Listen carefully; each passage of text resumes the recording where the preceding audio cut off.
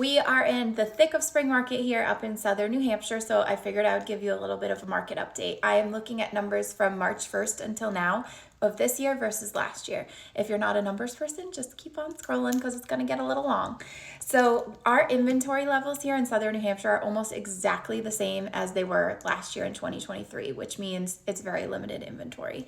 Last year, homes were being listed for a median of 525, sold for 550.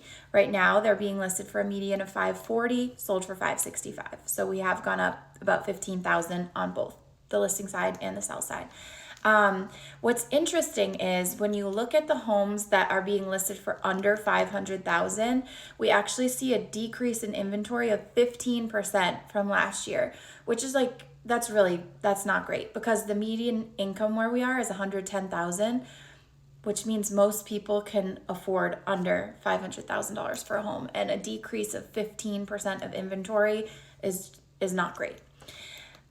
The homes being listed between $500,000 and $1 million, we've actually seen a 10% increase over last year's numbers.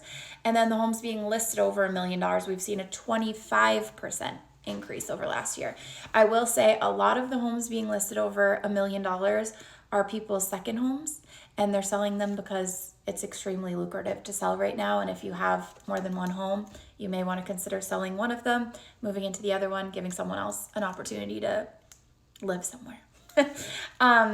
One of the things that we're dealing with right now, as always during the spring market, is buyer's remorse, especially when you have a buyer who is getting under contract and they have an extended closing, maybe like a 60-90 day closing.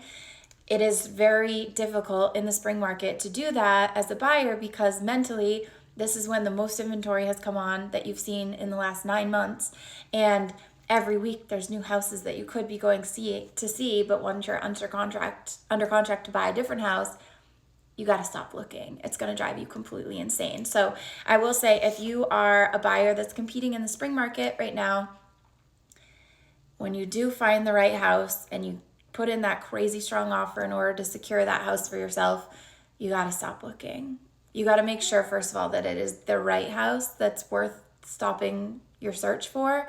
But then you got to stop looking because you are going to go crazy every week when there's a house listed for like 20,000 less. And you think, oh, well, I could have got it for 20,000 less. It's probably going to go over. But you got to just be confident in the house that you choose. And I wish you all the best of luck. If you know of any inventory that's coming on, if anyone needs an agent to represent them, I would love to help you out. And I will keep you updated as the spring market goes on.